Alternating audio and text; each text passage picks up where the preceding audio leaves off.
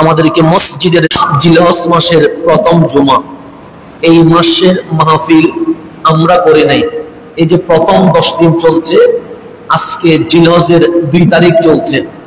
এই যে জিলহজের প্রথম 10 দিন, এটা এমন ফজিলতপূর্ণ, আল্লাহ এই 10 দিনের মাহফিল আল্লাহ নিজে করা শুরু করে দিয়েছেন। সেজন্য আল্লাহ কোরআনে বলছে ওয়াল ফজরি, ফজরের কসম। ফজর মানে এই যে নামাজ পড়েছেন ফজরের, ওই সময়ের কসম। কেন? আল্লাহর কাছে যত সময় আছে সব সময়ের মাঝ থেকে ফজর বড় দামি। এরপর বলছে ওয়ালায়ালিন আশ, 10 রাতের কসম। আল্লাহ তাবারক ওয়া তাআলা কসম করেছেন। আমরা কসম করি আল্লাহর কসম, আমরা কসম করি আল্লাহর ইজ্জতের কসম, আমরা কসম করি আল্লাহর সম্মানের কসম। কিন্তু আল্লাহ বলছে ওয়াল ফজরি, ফজরের কসম, ওয়ালায়ালিন আশ, 10 রাতের কসম। এখন এই 10 রাত কোন রাত?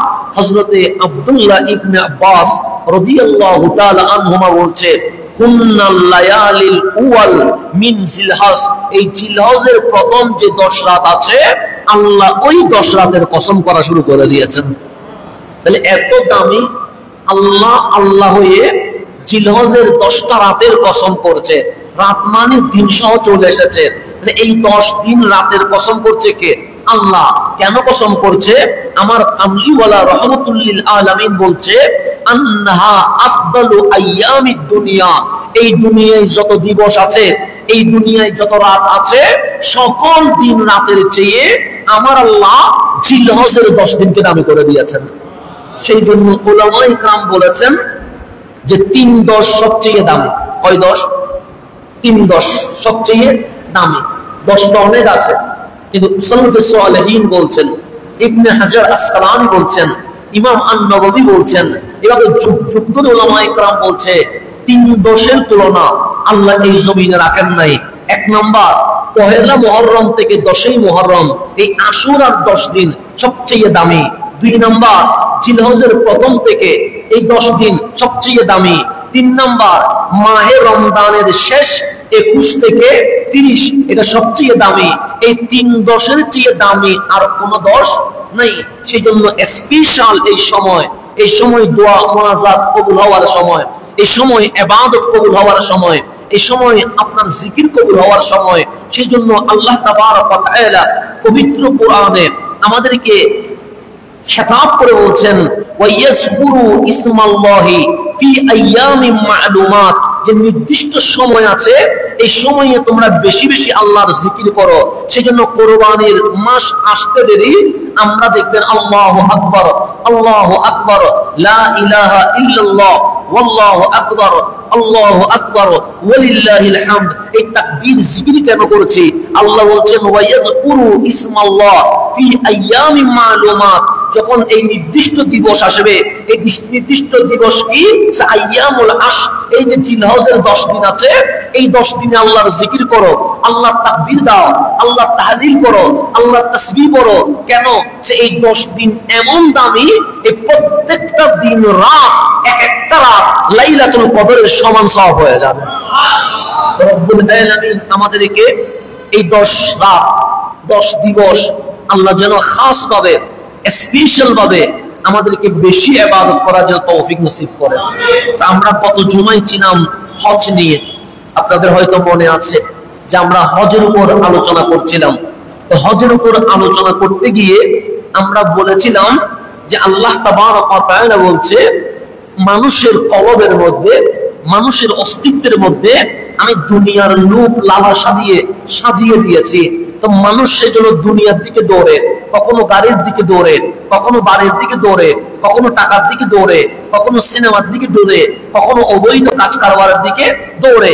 কিন্তু আল্লাহ বলছেন ওয়াল্লাযীনা আমানু আশাদ্দু হুব্বান লিল্লাহ, যাদের কলবে ঈমান আছে, হ্যাঁ মানুষের হৃদয়ে দুনিয়ার প্রেম আছে, যদি ওই যার কলবে ঈমান আছে তার সামনে যদি দুনিয়ার প্রেম দেওয়া হয় এবং আল্লাহর প্রেম দেওয়া হয়, সে দুনিয়ার প্রেমকে লাথি মেরে মওলার প্রেমের দিকে রওনা হয়ে যায়।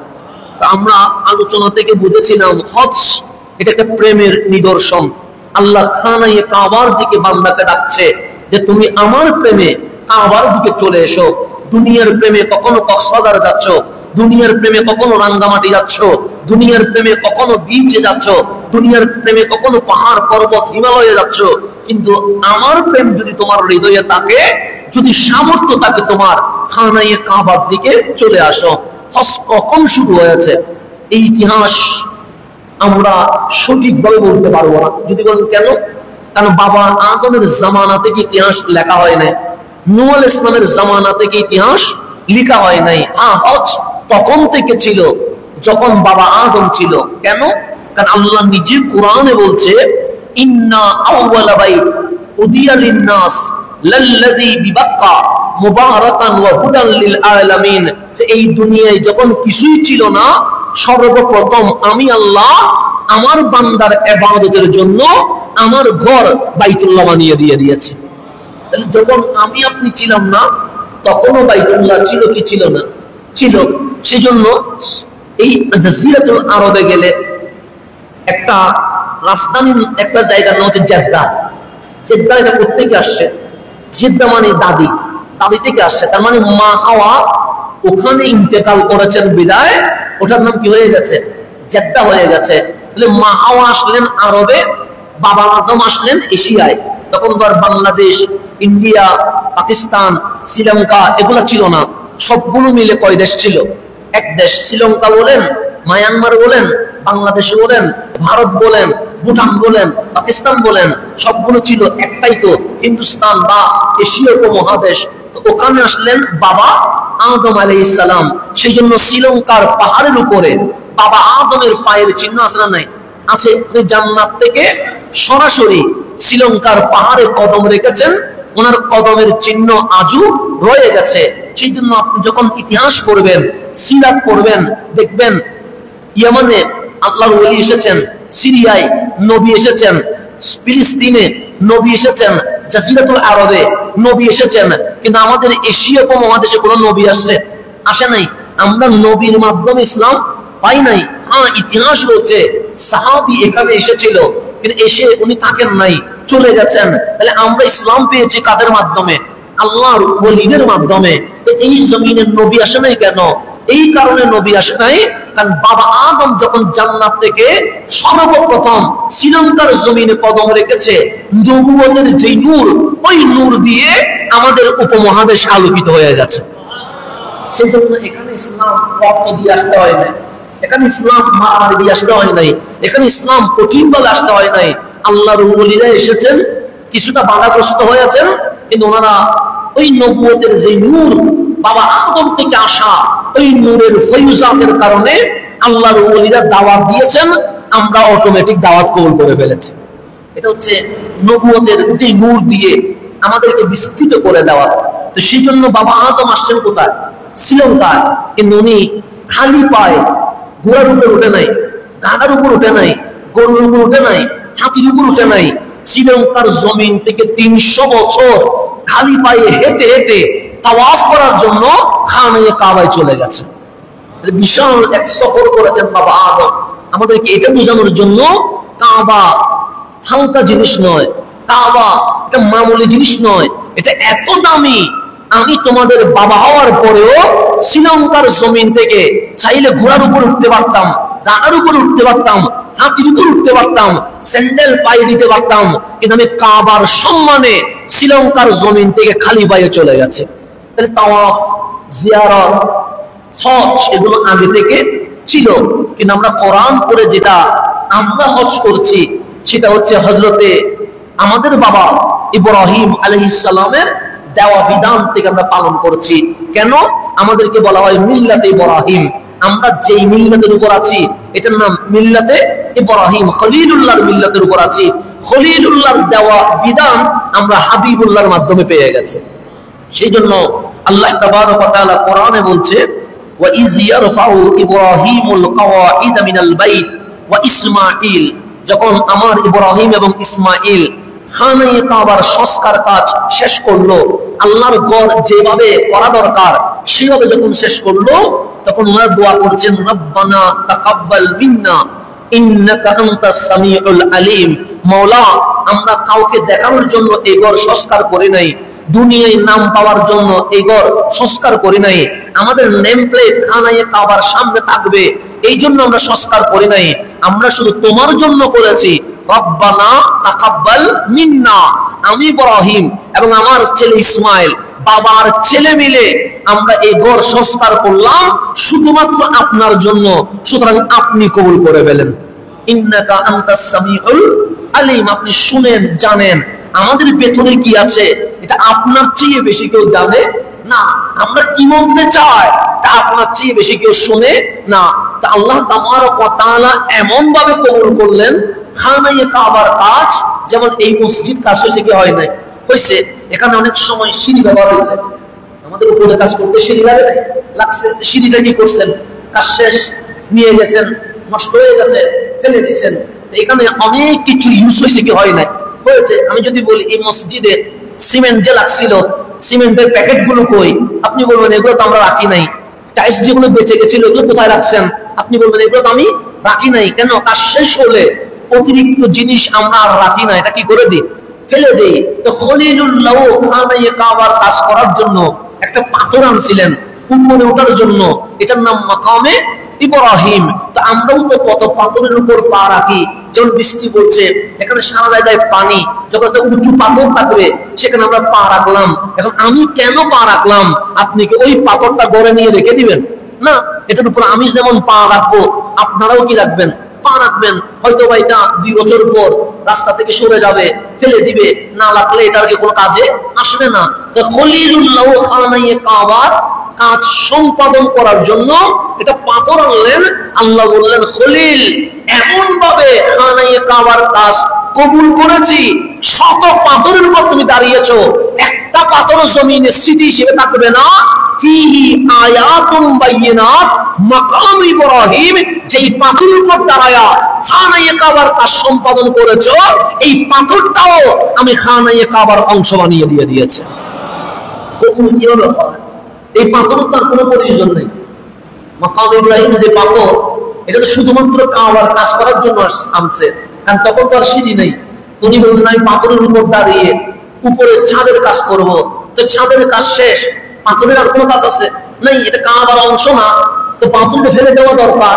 কিন্তু আল্লাহ বলেন ফিহি আয়াতুম বাইয়িনাত, এখানে আছে সুস্পষ্ট নিদর্শন।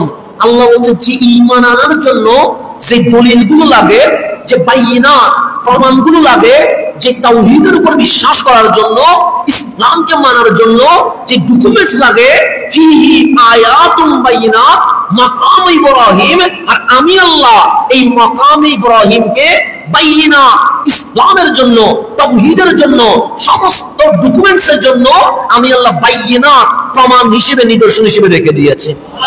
সেজন্য মাকাম ইব্রাহিমের দাম আছে না? নেই, আছে, এটা অনেক দাম। সেজন্য এটাকে সামনে নিয়ে নামাজ পড়তে হবে। আপনি এখানে আমাকে সামনে নিয়ে তো নামাজ পড়বেন না, কারণ আমি তো তেমন মূল্যবান কিছু না যে আমাকে সামনে নিয়ে নামাজ পড়তে হবে। আমরা সব কাবাকে সামনে নিই, কিন্তু আল্লাহ বলছেন এটা আয়াতে বাইয়িনাত, এটাকে এমন ভাবে আমি দামি করেছি, ওয়াত্তাখিযু মিন মাকামি ইব্রাহিমা মুসাল্লা, এটাকে আমি মুসাল্লা বানাইছি। যারাই কাবায় আসবে তারাই মাকাম ইব্রাহিমকে সামনে নিয়ে নামাজ পড়তে হবে। দাম যখন বেড়ে যায়, মাওলার দরবার যখন কবুল হয়ে যায়, শুধু খলিল দামি হয় না, শুধু কাবা দামি হয় না, খলিল যে পাথরের উপর কদম রাখছে পাথরটাও কি হয়ে যায়? দামি হয়ে যায়। এরকম পাথর সারা বাংলাদেশে কোটি কোটি আছে, কিন্তু কোন পাথরকে আপনি কাবার পাশে লাগাইতে পারবেন না, কোন পাথরকে কাবার কোনায় রাখতে পারবেন না, কোন পাথরকে কাবার উপর রাখতে পারবেন না। কিন্তু এই মাকাম ইব্রাহিম কিয়ামত পর্যন্ত আমি আপনি সরাইতে পারবো না। এটাকে দামি করে দিয়েছেন কে? আল্লাহ। তো মাকাম ইব্রাহিমও দামি হয়ে গেছে, খানায়ে কাবাও দামি হয়ে গেছে। এখন মাকাম ইব্রাহিমকে তাজিম করা লাগবে কি লাগবে না? লাগবে। সম্মান করা লাগবে। খানায়ে কাবাকে সম্মান করে লাগবে কি লাগবে না? লাগবে। মিনা, মুজদালিফা, সাফা, মারওয়া এগুলাকে সম্মান করা লাগবে কি লাগবে না? লাগবে।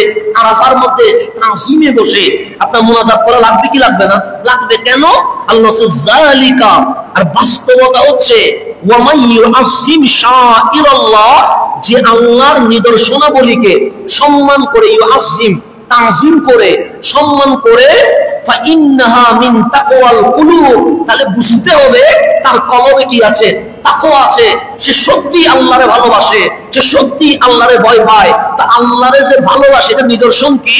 আল্লাহ ওয়া মান ইউআসসিম শাআইরাল্লাহ, যে আল্লাহর নিদর্শনকে কি করে, তাজিম করে। সেজন্য আল্লাহ ইন্নাস সাফা ওয়াল মারওয়াতা মিন শাআইরিল্লাহ, সাফা মারওয়া আল্লাহর নিদর্শন, খানায়ে কাবা আল্লাহর নিদর্শন, মাকাম ইব্রাহিম আল্লাহর নিদর্শন, এভাবে করে মিনা মুজদালিফা আরাফা আল্লাহর নিদর্শন। এখন বলেন আল্লাহর নিদর্শনকে যদি সম্মান করতে হয়, বাস্তবতা ইত্তেফাকাল উলামা, এটা নিয়ে কোনো মারামারি নাই, এটা নিয়ে কোনো দলাদলি নাই, এটা নিয়ে কোনো প্রকার মতবিরোধ নাই। মদিনার চেয়ে মক্কা দামি, মদিনার চেয়ে কি দামি? মক্কা দামি মদিনার চেয়ে। কিন্তু ইত্তেফাকাল উলামা, আমার নবীর যে রওজা আছে, আমার নবীর রওজা মুবারকটা আরাফার চেয়ে দামি, মিনার চেয়ে দামি, মুজদালিফার চেয়ে দামি, সাফা মারওয়ার চেয়ে দামি, খানায়ে কাবার চেয়ে দামি। শুধু তাই নয়, আরশুল লৌহ কলমের চেয়ে কামলিওয়ালার রওজা কোটি গুণ দামি হয়ে গেছে। সাফা মারওয়াকে যদি তাজিম করতে হয়, যেই নবীর রওজা আরশের চেয়ে দামি, ওই নবীর রওজারে তাজিম করা লাগবে কি লাগবে না? লাগবে। আর আল্লাহ কোরআনে বলছে ওয়া মান ইউআসসিম শাআইরাল্লাহ, যে আল্লাহর নিদর্শনকে কি করে, তাজিম করে, সম্মান করে, ফাইন্নাহা মিন তাকওয়াল কুলুব, এটাই প্রমাণ করে তার অন্তরে কি আছে, আল্লাহর ভয় আছে, সে খোদাবি অর্জন করেছে। তা আল্লাহর ভয়, ভীতি, ভালোবাসা, এটার প্রমাণ হচ্ছে সে সাফা মারওয়াকে সম্মান করবে, সে মিনা মুজদালিফাকে সম্মান করবে, সে মাকাম ইব্রাহিমকে সম্মান করবে। কেন? শাআইরুল্লাহ। তো সাফা মারওয়াকে সম্মান করা, এটা যদি অন্তরের তাকওয়া হয়, সাফা মারওয়ার চেয়ে, কাবার চেয়ে, আরশুল লৌহ কলমের চেয়ে দামি আমার নবীর রওজা। এখন আপনি হজে গিয়ে কাবা দেখলেন, মদিনায় যাওয়ার ব্যাপার আপনি নেগেটিভ মন্তব্য করলেন, আপনার হজ কখনো হবে? হবে না, হজ হবে না। কেন? হজের রুকন মদিনায় যাওয়া নয়, কথা ঠিক, হজের রুকন কাবায় যাওয়া, কিন্তু হজ কবুল করার শর্ত হচ্ছে মদিনায় যাওয়া। সেই জন্য আল্লাহ তাআলা কথা বলছেন যে আল্লাহর নিদর্শনকে তাজিম করে, এটাই প্রমাণিত তার কলবে কি আছে, আল্লাহর ভয় আছে। এখন শাআইরুল্লাহকে যদি তাজিম করতে হয়, আল্লাহর নিদর্শনকে যদি কি করতে হয়, তাজিম করতে হয়, যেটি সাফা মারওয়া কাবা আরশুল লৌহ কলমের চেয়ে দামি আমার নবীর রওজা, সেটাকে তাজিম করার দরকার আছে না নাই? আছে। আজকে মুসলমান পথে পথে মার খাচ্ছে, আজকে মুসলমান সব জায়গায় লাঞ্ছিত হচ্ছে। কেন? একটা কারণে, যতদিন মুসলমানের বুকে নবীর প্রেম ছিল, মুসলমান ছিল সবার বাদশাহ। যেদিন থেকে মুসলমান নবীর শানে বেয়াদবি করা শুরু করছে, মুসলমান হয়ে গেছে এই দেশে সব, এই বিশ্বে সবচেয়ে নিকৃষ্ট। আবার যদি মুসলমান নবী প্রেমকে কয় নম্বরে রাখে, 1 নম্বরে রাখে, দেখবেন আবার বিজয়ের পতাকা উঠতে শুরু হয়ে যাবে। সেই জন্য আল্লাহ তাবারক ওয়া তাআলা আমার নবীকে ভালোবাসার তৌফিক যেন আমাদেরকে নসিব করেন। আল্লাহ বলেন ফিহি আয়াতুম বাইয়িনাত মাকাম ইব্রাহিম, এই মাকাম ইব্রাহিমকে সুস্পষ্ট নিদর্শন বানিয়ে দিয়েছি। কেউ যদি দলিল খুঁজে, কেউ যদি প্রমাণ খুঁজে, কেউ যদি ডকুমেন্টস চায়, আমি দুনিয়াতে প্রমাণ হিসেবে, ডকুমেন্টস হিসেবে, বাইয়িনাত হিসেবে মাকাম ইব্রাহিমকে কিয়ামত পর্যন্ত রেখে দিয়েছি। এটা আমাদের জন্য ডকুমেন্টস।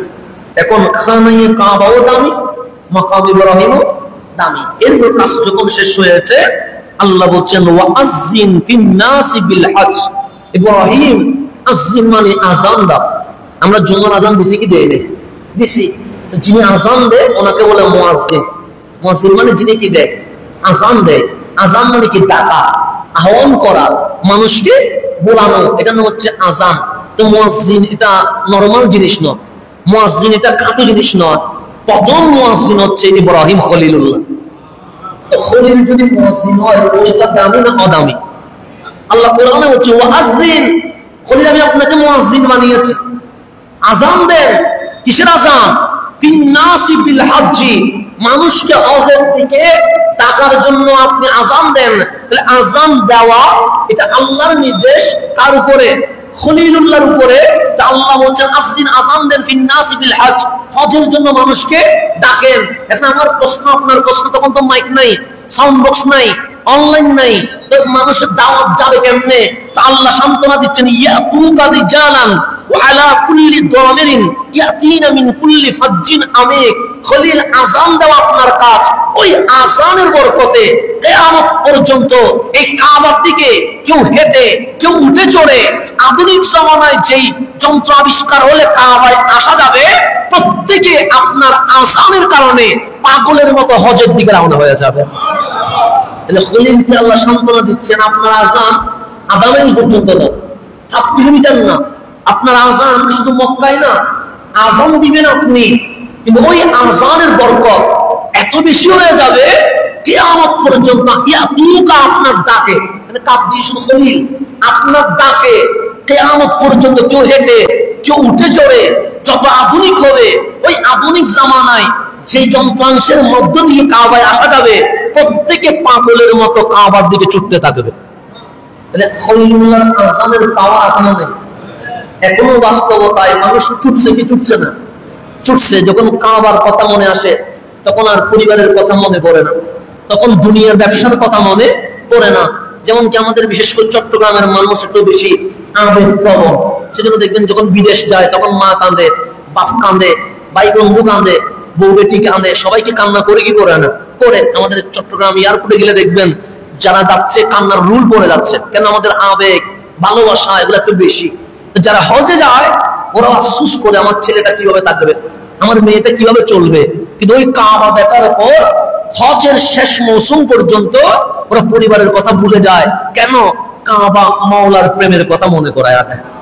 দেখুন আযান দেওয়ার পরে আজকে শেষ না, এরকম আল্লাহ ঘোষণা দিচ্ছেন, আনতাহিরা বাইতি লিত্তাইফিনা ওয়াল আতিফিনা ওয়ার রুকাইস সুজুদ।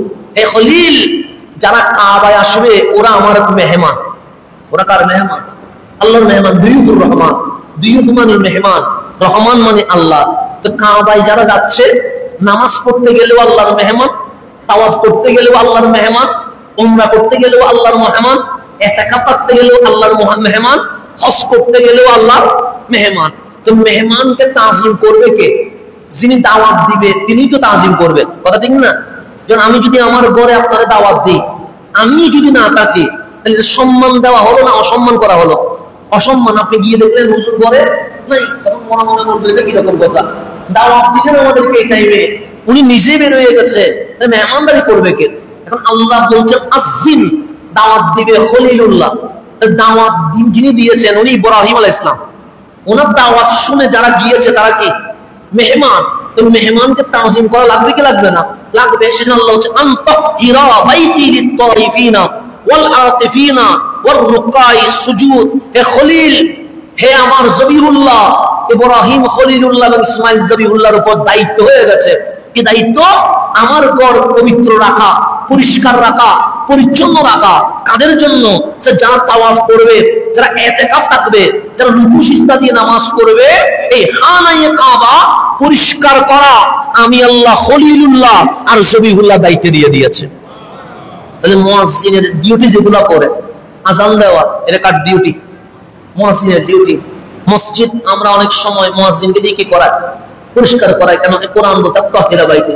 তো এটার কারণে মুয়াজ্জিন কি ছোট হয়ে গেছে?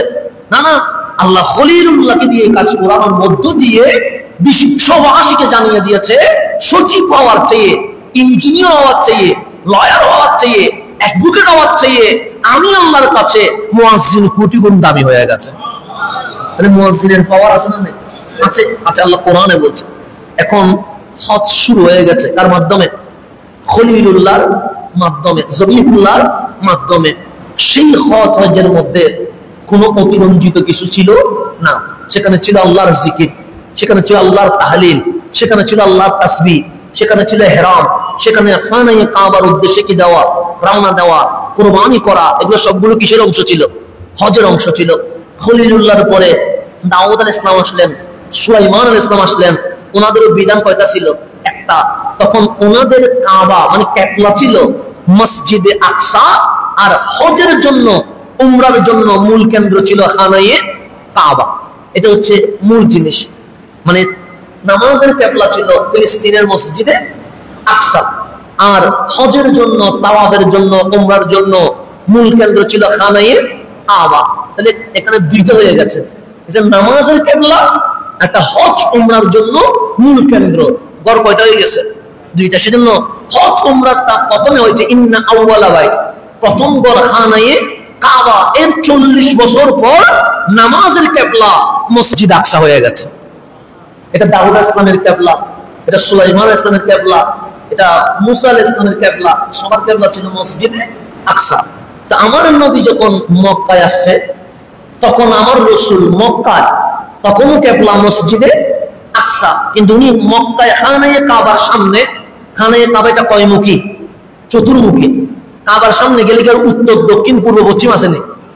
কাবার সামনে গিয়ে যেদিকে দাঁড়াবেন সেটাই কিবলা। খানায়ে কাবা যখন আমরা যারা গিয়েছেন, আমরা নামাজকে একদিকে বলি না চতুর্দিকে বলি? চতুর্দিকে। কাবার সামনে যখন আপনি দাঁড়ান, কাবার যে খোলা মাঠ, এদিকে যখন আমরা নামাজ পড়ি তখন কি করি? ভুল করে নামাজ পড়ি। কেন? যেদিকে দাঁড়াবেন সেদিকে কাবা। আমি এখানে দাঁড়াইছি, আমার এদিকে কাবা। এদিকে দাঁড়াইলে কাবার কোনো অংশ নাই, এদিকে দাঁড়াইলেও নাই, এদিকে দাঁড়াইলেও। আমাকে দাঁড়াইতে হবে কয় দিকে? একদিকে। কিন্তু খানায়ে কাবার সামনে যখন চলে গেছেন, তখন আর পশ্চিম নাই, পূর্ব নাই, উত্তর নাই, দক্ষিণ নাই, যেদিকে দাঁড়াবেন সেদিকে কি? কাবা। আপনি হজের এই যে সময়ে টেলিভিশনে দেখবেন, নামাজের সময় দেখবেন খানায়ে কাবাকে ভুল করে সবাই কি করতেছে? নামাজ পড়তেছে। কেন ভুল? কারণ কাবা তো চতুর্দিকে। তো মক্কায় যখন আমার রাসূল নামাজ পড়তেন, তখন খানায়ে কাবার ওই সাইডে দাঁড়াইতেন, যেই সাইডকে সামনে নিলে অটোমেটিক মসজিদ আকসা সামনে পড়ে যাবে। মানে কাবাও পিঠ হবে না, মসজিদ আকসাও কি হবে না? পিঠ হবে না। দুইটা যেন কি থাকে? সামনে থাকে। যতদিন আমার রাসূল মক্কায় নামাজ পড়েছেন, খানায়ে কাবার চতুর্দিকে দাঁড়াইতেন না। যেদিকে দাঁড়াইলে মসজিদ আকসা কি হবে? সামনে পড়বে, কাবাও পিছনে যাবে না। কামলিওয়ালা রাসূল সেদিকে দাঁড়াতেন, যার কারণে কাবাও সামনে হইতো, মসজিদ আকসাও কি হইতো। কিন্তু মদিনায় যখন আসছে, তখন তার খানায়ে কাবা চতুর্দিকে পড়ে না, কারণ কাবা তো মক্কায়। রাসূল এসে গেছে কোথায়? মদিনায়। মসজিদ আকসাকে সামনে নিলে খানায়ে কাবা পিছনে হয়ে যায়, পিছনে হয়ে যায়। কাবাকে সামনে নিলে মসজিদ আকসা কি হয়ে যায়? যেমন আমরা যে নামাজ পড়ছি এদিকে, আমাদের কাবা সামনে, এদিকে ফিলিস্তিন, মসজিদ আকসা কি হয়ে গেছে? পিঠ হয়ে গেছে, পিছনে হয়ে গেছে। তো মদিনায় আসার কারণে দিক কি হয়ে গেছে? পরিবর্তন হয়ে গেছে। এখন রাসূলে পাক যেহেতু সুলাইমান আলাইহিস সালামের কিবলা, দাউদ আলাইহিস সালামের কিবলা, মুসা আলাইহিস সালামের কিবলা, সবার কিবলা যেহেতু মসজিদে আকসা, কামলিওয়ালা 17 মাস এইদিকে নামাজ না পড়ে এইদিকে নামাজ পড়েছেন, মানে মসজিদে আকসা। তো তখন বিশ্ববাসী জেনে গেছে হজের জন্য, উমরার জন্য খানায়ে কাবা, নামাজের জন্য মসজিদে আকসা।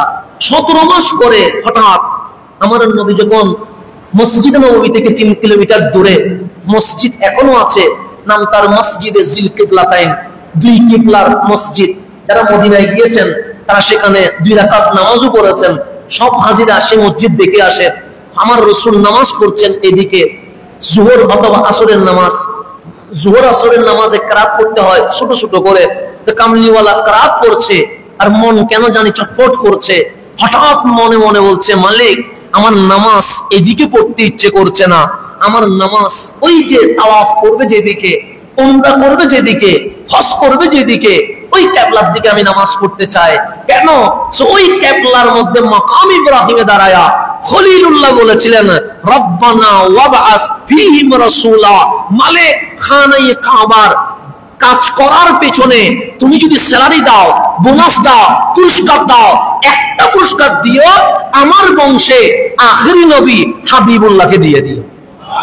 এই দোয়াটা করেছিল খানায়ে কাবার সামনে। সেজন্য মাকাম ইব্রাহিম এটা আয়াতে বাইয়িনা, নবী আসার দলিল। এটা মিলাদে নবীর দলিল হচ্ছে মাকামে ইব্রাহিম। সেজন্য আল্লাহ সেটা থাকুক, কারণ এটার উপর রহমতুল লিল আলামিনের মিলাদের দোয়া করা হয়েছিল। আল্লাহর হাবিব মনে মনে বলছে। এরকম মনে মনে আমরা অনেক কথা বলি কি বলি না?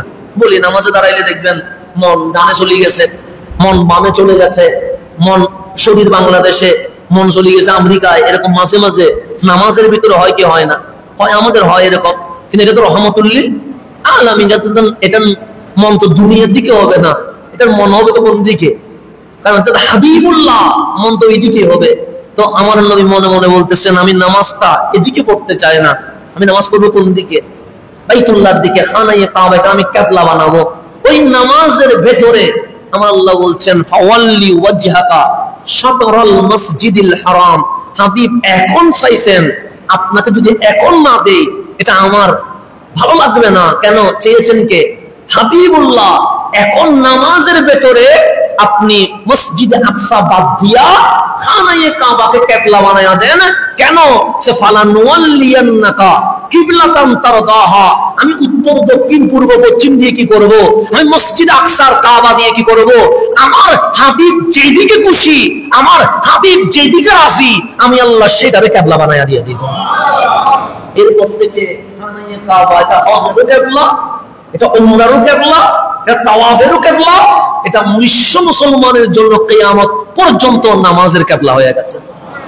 তো এই খানায়ে কাবার হজ তো খলিলুল্লাহ এসেছেন, এরপর দাউদ আলাইহিস সালাম এসেছেন, এরপর সুলাইমান আলাইহিস সালাম এসেছেন। মাঝখানে অনেক গ্যাপ আছে না? নাই, আছেন। ঈসা রুহুল্লাহ এসেছেন 500 বছর পরে 570 খ্রিস্টাব্দে মা আমেনার ঘরে রহমতুল্লিল। তো ঈসা আলাইহিস সালাম থেকে আমার নবী পর্যন্ত কয় বছরের গ্যাপ? 510 বছরের গ্যাপ। এ মাঝখানে কোনো দাওয়াত নাই, মাঝখানে কোনো দ্বীনের কাজ নাই, মাঝখানে কোনো মাহফিল নাই। এই সুযোগে এই হজের ভেতরে খোরাফাত ঢুকে গেছে, এই হজের ভেতরে অনইসলামিক অবৈধ জিনিস কি হয়ে গেছে? ঢুকে গেছে। যেমন আপনি প্রথম হচ্ছে কুসংস্কার ঢুকে গেছে। কুসংস্কার কি? ওনারা মনে করতেন এহরাম পড়লে গড়ের মূল দরজা দিয়ে কি করা যাবে না, ঢুকা যাবে না। তো ঢুকতে হবে কোন দিকে? পিছনের জানালা দিয়ে, পিছনের দরজা দিয়ে, পিছনের দেওয়াল টপকায়া ঢুকতে হবে। তখন যারা হজ করতেন, মানে আমার রাসূল দুনিয়ায় শুভ আগমনের আগে এবং পরে, তখন তারা ইহরাম বেঁধে আর ঘরের ভিতরে সামনের দরজা দিয়ে প্রবেশ করতেন না। করতেন কোন দিয়ে? পিছনে জানালা দিয়ে, দেওয়াল টপকায়া, অথবা পিছনে যে দরজা থাকে সেদিক দিয়ে। এটার ওরা মনে করতেন সওয়াবের কাজ। তা আমার নবীর মাধ্যমে কি হয়েছে? আল্লাহ বলছেন ওয়ালাইসাল বিররা বিআন তাতুল বুয়ুতা মিন যুহুরিহা। তোমরা যে ঘরের প্রবেশদ্বার পিছন দিয়ে যে প্রবেশ করতেছো, এখানে কোনো সওয়াব নাই। সামনে ঢুকলেও যা, পিছন দিয়ে ঢুকলেও তা। তো ওয়ালাকিন্নাল বিররা মানিত্তাকা, সামনে দিয়ে ঢুকলা বা পিছন দিয়ে প্রবেশ করলা, এটা আমার দেখার বিষয় না। সবচেয়ে সওয়াবের কাজ হচ্ছে যে আল্লাহরে ভয় করেছে। তাহলে প্রথম কুসংস্কার আমার নবী কি বলে দিয়েছে? বন্ধ করে দিয়েছে। ইহরাম করলে পিছন দিয়ে ঢুকলে কোনো সওয়াব নাই, সামনে দিয়ে প্রবেশ করবা। মূল জিনিস হচ্ছে সামনে আর পিছনে না, মূল জিনিস হচ্ছে কারে ভয় করা? আল্লাহর। এই কুসংস্কার আমার রাসূল বন্ধ করে দিয়েছেন। 2 নাম্বার কুসংস্কার হচ্ছে হজে গেলে ওনারা মনে করতেন হজের সময় উমরা করা যাবে না, শুধু হজ করবে, এখানে উমরা করার কোনো সুযোগ নাই। এটাও একটা কুসংস্কার। তো হজের মৌসুম আসলে ওনারা মনে করতেন জিলহজ শুধু হজের জন্য, জিলহজের বাইরে উমরা করবে, জিলহজে উমরা করার কোনো সুযোগ নাই। আমার আল্লাহ এটাও বন্ধ করে দিয়েছেন। ফামান হাজ্জাল বাইতা আবি তামারা ফালা জুনাহা আলাইহি আন ইয়াতাওয়াফা বিহিমা। আল্লাহ বলেছে হজ করো অথবা উমরা করো, তোমরা সাফা মারওয়া কি করবা? সাই করবা। তাহলে হজের মাসে হজও করতে পারবা, হজের মাসে উমরাও করতে পারবা। 3 নম্বর কুসংস্কার ছিল ইহরামের কাপড় পরে যখন হজের জন্য বের হয়েছে, ওরা মনে করতো খাওয়া দাওয়ার জন্য কিছু নেওয়া যাবে না। কেন? যাচ্ছি কার ঘরে? আল্লাহর ঘরে। আল্লাহ বলেছেন এটাও কুসংস্কার। তোমরা যে বিশাল সফর করছো, সফরের জন্য পাতিও কি করো? রেডি করো, কারণ এটা খাবার নিতে হবে। কারণ তুমি চেষ্টা না করলে আমি তো তোমারে কলা চুলে মুখের মধ্যে দিতে পারবো না, সুতরাং তোমার কলাটা তো নিতে হবে। রিজিকের ব্যবস্থা করবেন কে? আল্লাহ। কিন্তু আমাদের চেষ্টা করা লাগবে কি লাগবে না? চাকরি করতে হবে, ব্যবসা করতে হবে। সেখানে ইসলাম মানে এটা না বউ বাচ্চা বাদ দিয়া পাহাড়ে চলে যাবেন, এটার নাম ইসলাম না। বউ বাচ্চার সাথে থেকে ফজরের নামাজ আদায় করবেন, এটার নাম ইসলাম। সেখানে আপনি অনেক মনে করেন পাহাড়ে চলে গেলে মনে ইসলাম হয়ে যাবে, না। আপনি ঘর বাড়ি ছেড়ে দিলে মনে ইসলাম হবে, না। ঘর বাড়ি থাকতে হবে, বউ বাচ্চা থাকতে হবে, তাদের রিজিকের ব্যবস্থা করতে হবে। কেন? তুমি যতক্ষণ তাদের জন্য কাজ করছো, আমি আল্লাহ সেটা তোমাদের জন্য ইবাদত হিসেবে গণ্য করে দিয়েছে। সেজন্য আপনি মায়ের সেবা করবেন, এটা ইবাদত। আপনি বউয়ের সাথে হাসি মুখে কথা বলবেন, এটা ইবাদত। আপনি বাচ্চাদেরকে সময় দিবেন, এটা ইবাদত। আপনি দোকানে বসে যে ব্যবসা করছেন, এটা কি? ইবাদত। আপনি 12 ঘন্টা চাকরি করছেন, যদি এটা হালাল হয়, এটা ইবাদত। আপনি এই দুনিয়ার রিজিকের জন্য হাঁটছেন, আপনার মা বাবা সকলের রিজিকের জন্য, এটা কি? ইবাদত। সেজন্য ইসলামের মধ্যে 24 ঘন্টা ইসলামী শরীয়ত মোতাবেক যদি চলা যায়, প্রত্যেকটা সেকেন্ড ইবাদত হয়ে যাবে। সালাম দিলে ইবাদত, হাসলে ইবাদত, সবকিছুতে কি ইবাদত, কিন্তু চলতে হবে ইসলাম যেভাবে বলেছে সেইভাবে। এখন ইয়া ছিল যে খাবার নেওয়া যাবে না, কেন? আমি যাচ্ছি আল্লাহর ঘরে, সুতরাং আমি এখানে শুধু না খেয়ে থাকবো। আল্লাহ বলছে না, তোমার আমি খাইতে নিষেধ করি নাই, তোমার রিজিক দিয়েছি তো খাওয়ার জন্য, এই দুনিয়া সাজিয়েছে তোমার জন্য, খাবাও, ঘুমাবেও, আমার চাকরি বাকরিও করবা, তার পাশাপাশি আমি যে নামাজ দিয়েছি, রোজা দিয়েছি, হজ দিয়েছি, যাকাত দিয়েছি, এটাও কি করবা? আদায় করবা। দুনিয়া করা তা হকুল ইবাদত হিসেবে ইবাদত হয়ে যাবে, নামাজ পড়া তা হকুল্লাহ হিসেবে ইবাদত হয়ে যাবে। ইবাদত কয়টা হয়ে গেছে? দুইটা। হকুল ইবাদত, বান্দার হক দেওয়া, এটাও ইবাদত। হকুল্লাহ, আল্লাহর হক আদায় করা, এটাও কি ইবাদত। সেজন্য নামাজ পড়ে কি মসজিদে বসে থাকবো? না। আল্লাহ হচ্ছে তোমার নামাজ, তোমার জিকির আজকার শেষ হয়েছে নি? আমরা বললাম মালিক শেষ হয়েছে। আল্লাহ এখন দুনিয়ায় নেমে পড়ো। মানে কেন পড়বো? রিজিক অনুসন্ধান করতে। তো মানে মসজিদে ছিলাম, এটা তো স্বভাবের কাজ ছিল। এখন যে তুমি বলছো রিজিকের জন্য আমি ঘুরবো, দুনিয়াতে ছড়িয়ে পড়বো, এটা কি হবে? আল্লাহ বলে এটাও ইবাদত হয়ে যাবে। মুসলমানের প্রত্যেকটা সেকেন্ড কি ইবাদত, প্রত্যেকটা ঘন্টা ইবাদত। চলতে পারলে পুরো জীবনটাই ইবাদত। সেজন্য গড়েতে কেউ ওলি হওয়া যায়, চাকরি করেও ওলি হওয়া যায়, রিক্সা চালাইও ওলি হওয়া যায়, ভ্যান গাড়ি চালাইও ওলি হওয়া যায়। ওলি হওয়ার জন্য পাহাড়ে যাওয়া কোনো শর্ত নয়, গড়েতে কেউ ওলি হওয়া যায়। আল্লাহ যেন আমাদেরকে শরীয়ত বুঝার তৌফিক নসিব করে। এখন আসেন তাহলে তাজাওয়াদু, আল্লাহ বলছে তুমি পাথেয় সংগ্রহ করো, তুমি খালি হাতে যাইও না। সেজন্য হজের রুকনের মধ্যে অন্যতম রুকন হচ্ছে কাবায় যাওয়ার মতো সামর্থ্য থাকা। যাওয়ার মতো কি থাকা? আমার শরীরে শক্তি আছে, কিন্তু বিমানের টিকিট করার মতো কি নাই? টাকা নাই। এক মাস যে থাকবেন, সে এক মাস খাওয়ার মতো কি নাই? টাকা নাই। এক মাস যে থাকবেন, পরিবারে দেওয়ার মতো কি নাই? সামর্থ্য নাই। আপনার জন্য হজ করার দরকার নেই। কারণ আল্লাহ বলছে ওয়ালিল্লাহি আলান নাসি হিজ্জুল বাইতি মান ইসতাতা ইলাইহি সাবিলা। তোমার যাওয়ার মতো তোমার শুধু শারীরিক শক্তি নয়, তোমার কাছে আর্থিক কি থাকতে হবে? শক্তি থাকতে হবে। এখন আপনার শরীরে শক্তি আছে, আপনি বললেন আমি বিমানে যেতে না পারলে কি হবে? আমি হাঁটি চলে যাবো। হাঁটি যাওয়ার মধ্যে কোনো ফজিলত নেই। মাঝে মাঝে অনেক দেশ থেকে কি যায়, হাঁটি যাচ্ছে না, এরকম আছে। 1 বছর লাগে হাঁটি যেতে, এখন এর পরিবার না খাইয়া থাকতেছে। আল্লাহ বলছে তোমাকে তো আমি ওইরকম করে হজ করতে বলি নাই, তুমি হাঁটি হাঁটি যাবা, আর তোমার পরিবার না খাইয়া থাকবে, তোমার মা চিকিৎসা পাবে না, তোমার বাবা না খেয়ে থাকবে, এরকম হজ করার কোনো দরকার নাই। সেজন্য আল্লাহ ওয়ালিল্লাহি আলান নাসি হিজ্জুল বাইত মান ইসতাতা ইলাইহি সাবিলা। যাওয়ার মতো সামর্থ্য থাকলে যাওয়া যায়, সামর্থ্য না থাকলে তোমার যাওয়া দরকার নাই। ইসলাম অতিরঞ্জিতকে পছন্দ করে না। যদিও আমরা বেশি আবেগী মানুষ, হাঁটে গেলে আমরা মনে করতেছি মনে হয় সওয়াব কি হয়ে যাবে, বেশি হয়ে যাবে, সেজন্য আমি হাঁটি যাবো, অথবা সারি বাই সাইকেলে যাবো। তা আপনার ঘর উপোস রেখে হেঁটে যাওয়ার মাঝে কোনো ফজিলত নাই। যাওয়ার মতো সামর্থ্য থাকতে হবে, শক্তিও লাগবে, টাকাও লাগবে। শক্তি আছে টাকা নাই, যাওয়ার দরকার নাই। টাকা আছে শক্তি নাই, যাওয়ার দরকার নাই। মান ইসতাতা ইলাইহি সাবিলা, শক্তিও লাগবে, টাকাও লাগবে। সেজন্য যাদের হজে যাওয়ার মতো টাকা আছে, আপনি বয়স বেশি হওয়ার আগে হজ করা উত্তম। কেন?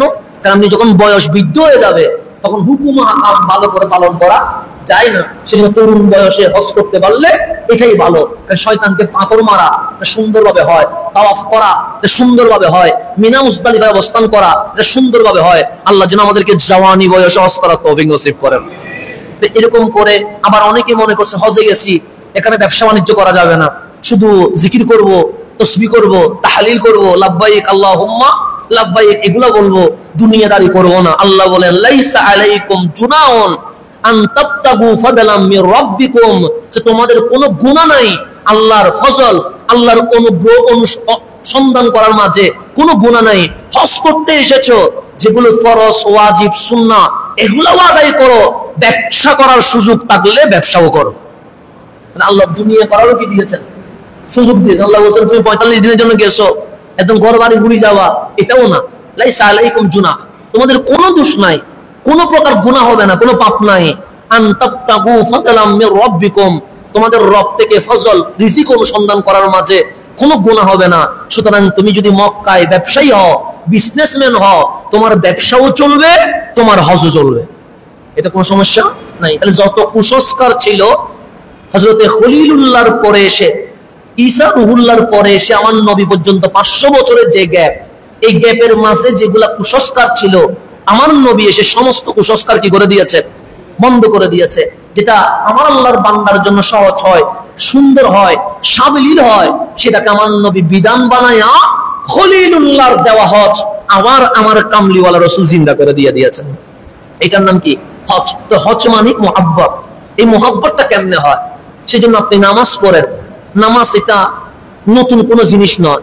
নামাজ এটা নবীরা করছে, আল্লাহর ভালো লাগছে, আল্লাহ সেটারে উম্মতে মুহাম্মদের জন্য কি করে দিয়েছেন, ফরজ করে দিয়েছেন। যেমন বাবা আদম আলাইহিস সালাম, ওনার তওবা যখন কবুল হয়ে গেছে, উনি জবলের রহমত, যে পাহাড়টা আছে রহমতের পাহাড়, যেখানে দোয়া কি হয়েছে, কবুল হয়েছে, তো ওখানে দোয়া কবুল হওয়ার পরে উনি মা হাওয়ার আওয়াজ শুনতে শুরু করে দিয়েছেন।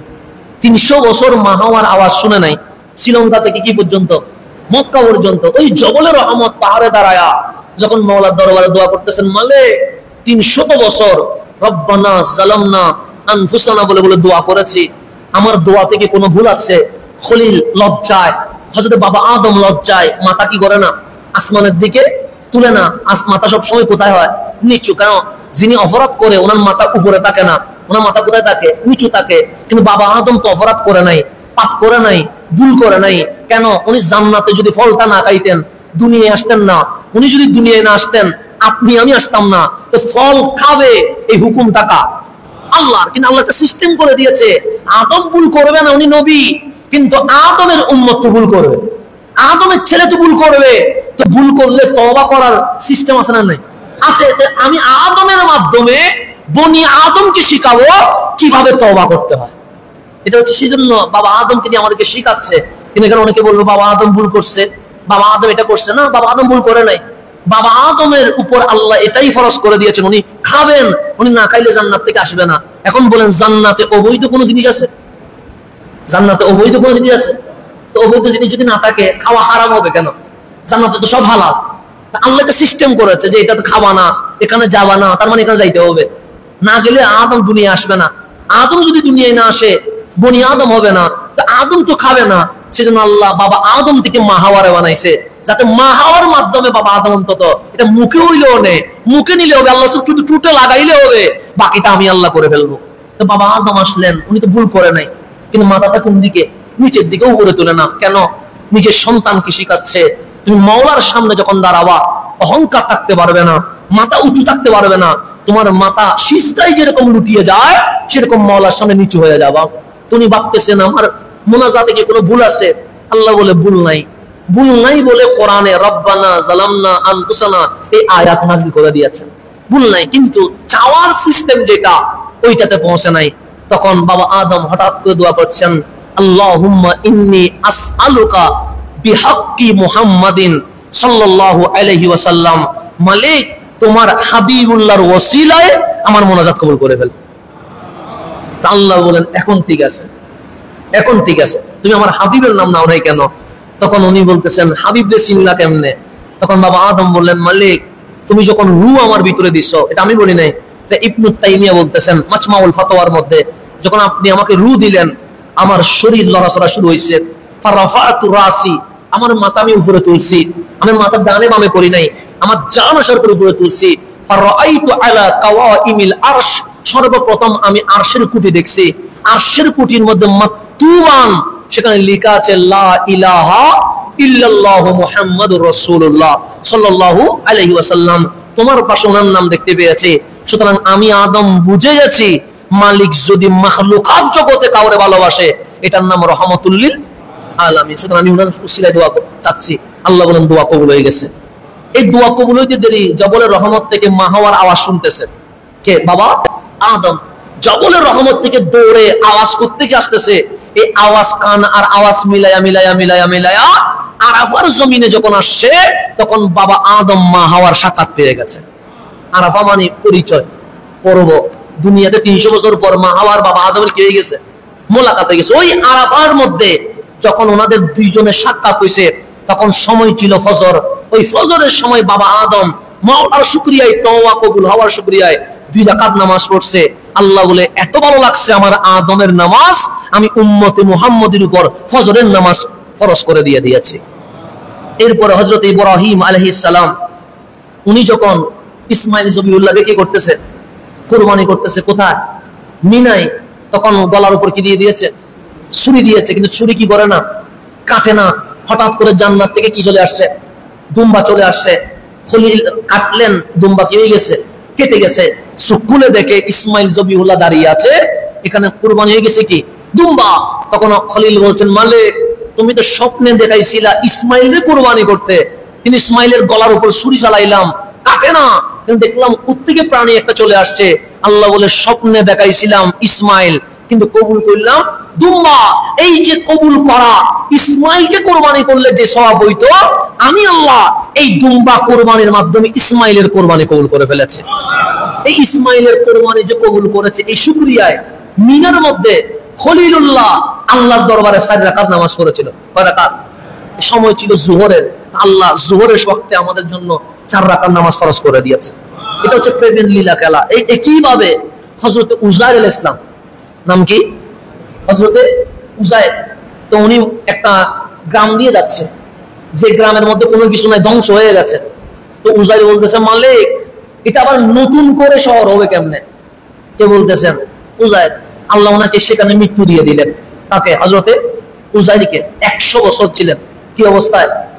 মরা অবস্থায়। 100 বছর পরে আল্লাহ ওনারে আবার জীবিত করলেন। 100 বছর পরে ওই দেখলেন মরা গ্রাম কি হয়ে গেছে? শহর হয়ে গেছে। ওই 100 বছর পর যখন উনি জিন্দা হইলেন, তখন সময় ছিল আসর। তা আল্লাহর দরবারে ওই 100 বছর পর যে জিন্দা হয়েছে, এই শুকরিয়ায় হযরত উযাইর নামাজ পড়লেন। কয় রাকাত? আল্লাহ উম্মতে মুহাম্মদের উপর হযরত উযাইরের ভালোবাসার নামাজ আমাদের উপর ফরজ করে দিয়ে দিয়েছে। তারপরে মাগরিবের কয় রাকাত? 3 রাকাত। হযরতে আইয়ুব আলাইহিস সালাম, উনি অসুস্থ ছিলেন। কে? আইয়ুব। ওনার শরীরের মধ্যে পোকা চলে আসছে, মাংস কি করে ফেলছে? খেয়ে ফেলছে। তো উনি সুস্থতা বোধ করছেন। যখন উনি সুস্থ হইলেন, সময় ছিল মাগরিব। সময় ছিল কি? মাগরিব। হযরতে আইয়ুব আলাইহিস সালাম নামাজে দাঁড়ায় গেছেন। কিসের? ওই যে অসুস্থতা থেকে সুস্থতা হয়েছে, ওইটার শুকরিয়া আদায়ে কোন ওয়াক্তে? মাগরিবে নিয়ত করছে 4 রাকাতের। কয় রাকাতে নিয়ত করছে? 4 রাকাতে নিয়ত করছে। কে? হযরতে আইয়ুব আলাইহিস সালাম। কিন্তু অসুস্থতায় শরীর এত দুর্বল হয়ে গেছে, 3 নাম্বার রাকাতে উঠে আর দাঁড়াইতে পারে নাই, বসে গেছে। 4 রাকাত সম্পন্ন করতে পারে না। কয় রাকাত করতে পারছে? শরীর এত দুর্বল, 3 রাকাতে যে দাঁড়াবে, তার কি করতে পারতেছে না, দাঁড়াইতে পারতেছে না। তখন হযরত আইয়ুব ওই 3 রাকাতে বসে সালাম ফিরাই ফেলছে। আল্লাহ বলেন, 3 রাকাত এটা অর্ধেক হইলেও আমি আল্লাহর দরবারে এত কবুল হয়ে গেছে, মাগরিব 2 রাকাত করব না, মাগরিব 4 রাকাত করব না। আমার আইয়ুব যেখানে স্টপ হয়েছে, উম্মতে মুহাম্মদের জন্য 3 রাকাত করে দিয়ে দিয়েছে। এরপর এশারের নামাজ, এটা হচ্ছে আমার নবীর সুন্নাত। কার? রাসূল পাক সাল্লাল্লাহু আলাইহি ওয়াসাল্লাম এশারের নামাজের সময় এতগুলো যে নিয়ামত, রাহমাতুল লিল আলামিন, ইমামুল আম্বিয়া, সৈয়দুল মুরসালিন, শফিউল মুজনাবিন, মেরাজের মেহমান, নিয়ামতের কোনো সীমা আছে নাকি? সীমা নাই। তখন আমার নবী শুকরানা এশারের ওয়াক্তে সর্বপ্রথম কয় রাকাত পড়ছে? 4 রাকাত। আমার নবীটা আল্লাহর কাছে এত ভালো লাগছে, উম্মতে মুহাম্মদীকে ডাক দিয়ে বললেন, ও নবীর উম্মত, আমি এশা সহ ইনক্লুড করে আমার নবী রাসূলের মুহাব্বতের নাজারানা আমি উম্মতে মুহাম্মদীর উপর ফরজ করে দিয়েছি। সেজন্য আপনি নামাজ বলেন, হজ বলেন, রোজা বলেন, যাকাত বলেন, সবগুলো আল্লাহর প্রেমিকদের আমল, যেটা নফল ছিল কিন্তু উম্মতে মুহাম্মদের জন্য কি করে দিয়েছে? ফরজ করে দিয়েছে। সেজন্য এই মুহাব্বতের আমল যতটুকু মুহাব্বত নিয়ে আদায় করা যায়, ততটুকুই আমাদের জন্য কি হবে? লাভ হবে।